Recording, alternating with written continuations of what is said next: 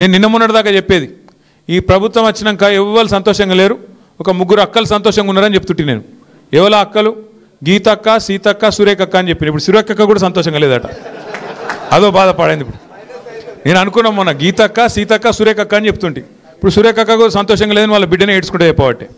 అంటే ఎందుకు చెప్తున్నా అంటే ఎవరు సంతోషంగా ఉన్నారు ఈ రాష్ట్రంలో? రైతులు సంతోషంగా ఉన్నారా?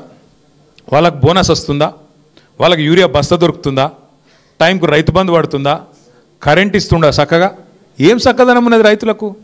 కేసీఆర్ ఉన్నప్పుడు ఎట్లుండే, ఇప్పుడు ఎట్లున్నది తెలుస్తలేదా? ఎక్కడికక్కడ రైతులు ఊళ్ళల్లో పోయి మొక్క ముంగటిలా గొట్టం పెడితే చాలు తిట్టకుండా తిడుతున్నారు. మహిళలకు చెప్పిండు, నరికిండు. 1,000,000 మందిని కోటీశ్వర్లు చేస్తారంటే సిపాయి. మీరు చూడరు ఇంకా డైలాగులు రోజు చెప్తుండే ఆడిడా. వెనకటికి పిట్టల దగ్గర ఉంటుండే ఒకడు తుపాకీ పట్టుకొని 1,000,000 మందిని కోటీశ్వర్లు చేస్తారంట. నేను ఒక్క మాట, నాకు పెద్ద లెక్కలు రావు, నాకు నేను మిమ్మల్ని అడుగుతున్నాను. ఇక్కడ లెక్కలు వచ్చిన వాళ్ళు బాగుండొచ్చు, ఎందుకంటే మీరు మంచిగా రియల్ ఎస్టేట్ చేస్తారు బాగా, శంషాబాదులు లెక్కలు బాగా వస్తాయి మీకు. 1,000,000 మందిని కోటీశ్వర్లు చేయాలంటే ఎన్ని కోట్లు కావాలి? 1,000,000 కోట్ల? నీ బడ్జెట్ ఎంత, నీ లెక్క ఎంత, నీ కథ ఎంత?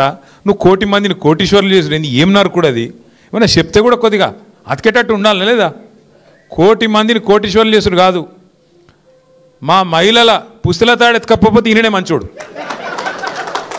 తులం బంగారం పెడతా అన్నాడు. తులం కాదు, ఇప్పుడు బంగారం ఎంత పిరమైంది ఇప్పుడు? ఇంత బాగా తెలిసిందేం రాబాయ్ మీకు? బంగారం దగ్గర లేడీస్కి తెలుస్తుంది అనుకున్నా, మీకెందుకు తెలుస్తుంది ఇంతగా? అచ్చా అచ్చా అచ్చా అచ్చా, నిన్న కొన్నారు. నా అదృష్టవశాత్తు నా భార్య అడగలేదు, నేను కొనలేదు. మీరు అనవసరంగా యాడ్ చేసి ఇప్పుడు చూసిందంటే నేను వస్తా. అయితే కాదు బంగారము గంత పిరమైంది.